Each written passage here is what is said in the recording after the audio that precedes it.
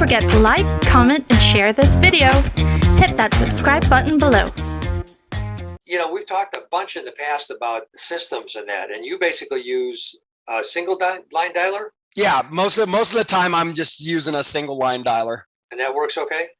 Yeah, it works fine. What I do is I put it on a shorter ring, so I'm not listening to the average, I don't know if you know this, but the average answering machine picks up, or voicemail picks up in 32 seconds.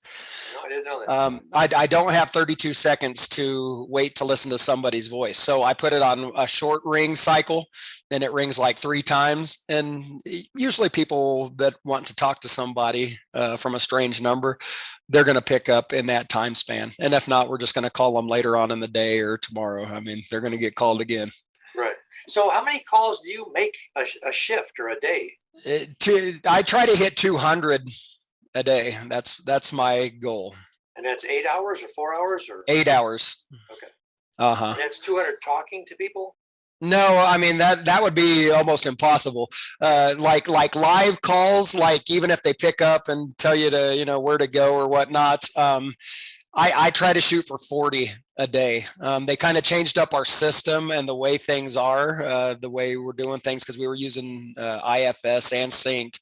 Now it's mostly in sync that we're using. So it's brought the numbers of lives down, but still every once in a while, I think it was Tuesday or Wednesday, I hit 47 lives. And that's where it's at, because the averages say that every 20 calls, you're going to get somebody who's interested in buying a home or selling their home or both. Right. So I go by that law of averages, and it doesn't always work out for the day. But like yesterday, number 20 on the dot was a set appointment. I love it.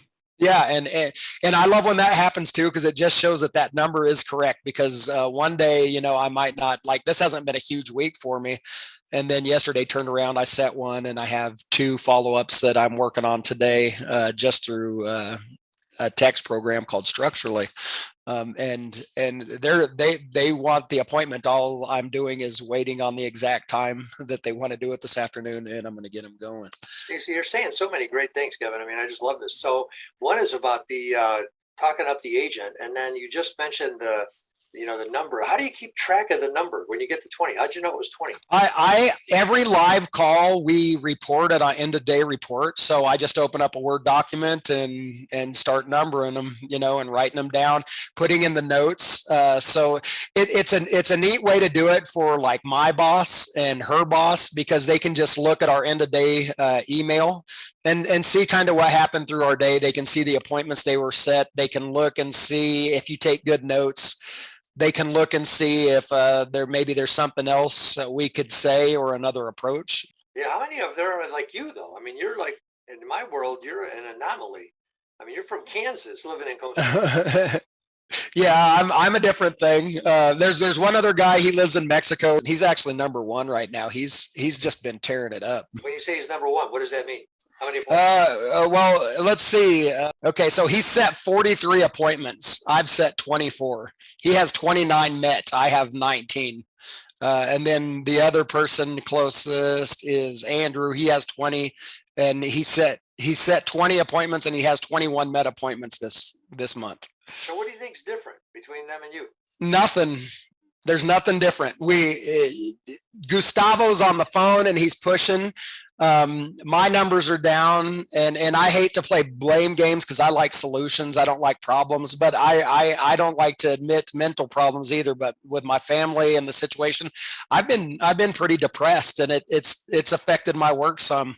I gotta tell you, just for the record, anybody listening to you wouldn't I don't think, if there's anybody that watches this, that listens to this, I don't think there's anybody that would say you sound depressed. So if you feel that way, I get it, because that can have a drag on your, Yeah, and that's the thing. I mean, it's not every day I come with I want to be talking to people on the phone. I could do more fun things during my day, but I have a family to take care of. So if I have to win a Grammy by pretending to be happy and cheery and moving on, then I will. I mean, I'm not just like a totally depressed funk. It's just been a rougher storm that's going to make me stronger when we get out of it. I enjoy what I do most of the time. It's been tough with everything that I got going on. Cool. Let's roll. I'll keep my fingers crossed for you. So you said something else about the agent. You said about talking up the agent. That's Yep. one of the things that I think people don't get is that when you're handing it off. In fact, I listened to somebody doing it the other day, and they were like, well, I set the appointment with an agent, and I make sure that I'm talking up that agent. So you said the same thing. And yeah, obviously that rings true with the people that you're talking to, as opposed to it being you meeting them, right? Did they ever think you're going to meet them? Kevin's going to meet them? They do think that sometimes, and I haven't had as much with this company, but the company I worked with before, there was numerous people were like, oh, I mean, they didn't think I was coming, but they told the agent, I really wish Kevin was an agent and would be here, and that makes me feel obviously pretty good. But yeah, I mean, that happens. Yeah. Well, that's cool. I mean, that's great because you're obviously personable, and we've talked about that opportunity for you because what you're doing, if you did this in the real estate industry itself as a salesperson, like over the top, man. I know that I could be a top agent. I don't have any doubt. If I can be a top ISA, I can definitely be a top agent because I already know how to get people on the phone and keep them on the phone. Well, there's a lot to the other part, the agent part. But sure. But I know that your personality and your energy and all that would just be dynamite. So communication is the key. What I hear from people who aren't happy with agents every time, it's communication. Yeah. They didn't feel like they were getting actual service. They felt like the computer was doing the service for them. So yeah, it's extremely important. Staying personally in touch, right? Right. You're right. Exactly. Like any other relationship in your life, you have to do that or else it's going to fade and not be good. Right. So you mentioned that you look at your calendar after you get somebody to say yes. Is that how it goes? You get somebody to say yes, they'll take an appointment, and you look at your calendar. Yep. Who and what was the phrase you used about that? What did I say? Let's just kind of play it out. So yeah, I'd be interested in hearing more about it. Okay, great. So there's two different ways, Tim, that we can set you up. I can set you up at the office nearest you, so you can be face to face and check out the office as well. Or we can do a Zoom meeting and you can get the same valuable information. What we'll do if you, which would you prefer? What would be more convenient for you? I like Zoom. I don't like going anywhere. Okay. Hey, I understand that too. It's so convenient, and COVID kind of pushed it forward for us to be able to have these kind of meetings, but that's no problem. We're going to be able to share the same valuable information with you on a Zoom meeting. So you'll be able to see the agent's screen and go over the process and get your home search set up. And one of the coolest thing about the Zoom meeting is you're going to be able to learn how to manipulate the MLS surface to fine tune it to exactly what you want, where you want, until you finally have one house that you love. And that's when you end up walking away with keys, in another month down the road. That said, let me take a look at my schedule.